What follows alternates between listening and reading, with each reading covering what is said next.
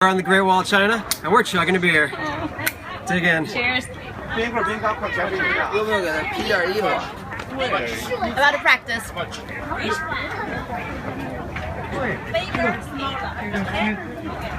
My teeth hurt.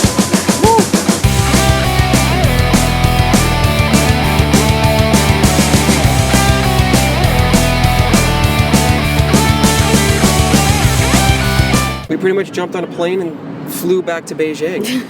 And we woke up the next morning and met up with our tour guide Jessie, who was an amazing tour guide. She was great. And, Props to Jessie. Yeah, toursbyjessie.com I think is her website. And she took us right to the Great Wall of China. It has been on my bucket list since I was a little kid reading about that thing in magazines. Me too. And so to actually stand on it, it was the first thing I've ever done that I dreamed about doing since a kid. So to actually stand on it and look around, it was very awe-inspiring. It was really hard to articulate how I felt the same way. It's always something that I wanted to do, and just to stand there. It's something that's, what, 6,000 miles long? Isn't that what she said? 6,000 kilometers, about 4,000 miles long, to keep the Mongols out of China. And it's about 1,800 years old, and 1/5 of the population of China was required to work on that wall. To 1/5 of the population to put that wall up.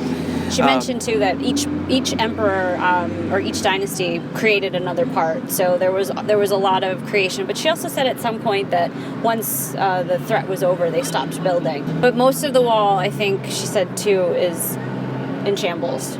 Yeah, a lot of it's in ruins. There's 5 sections of the wall that were reconstructed and restored that you can tour. But for the most part, the entire wall's in ruins, and there's no plans to put the whole thing back together. It's 4,000 miles long.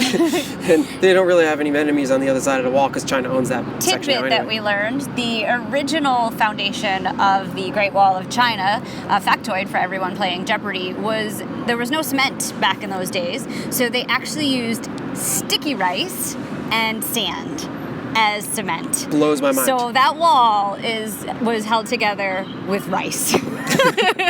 So multi-purpose functionality in China with rice. And 2,000 years later. 2,000 years later, it's still standing. And you can see it from space. Another part that went into the engineering of the wall was all the steps were different sizes. That was awesome. So you'd have like 4 short steps, 1 big step, 2 big steps. And to walk down them, you had to constantly just stare at your feet to be able to get down the stairs. And the reasoning behind that is the Chinese, if they got attacked, that they memorized step patterns. So at night, they could run down the steps, no problem, while the Mongols were tripping and falling all over themselves. Your enemies were not gonna, you'd be busting a tooth if you were really gonna take those stairs too fast. And then, okay, so we took a cable car to the top. Cable car up, but we took another mode of transportation down. How would one think it would be a method of getting down from the Great Wall of China? I don't know, Anthony, tell me. A giant steel slide with a toboggan on it, and you can speed down it as fast as you want. Best day ever.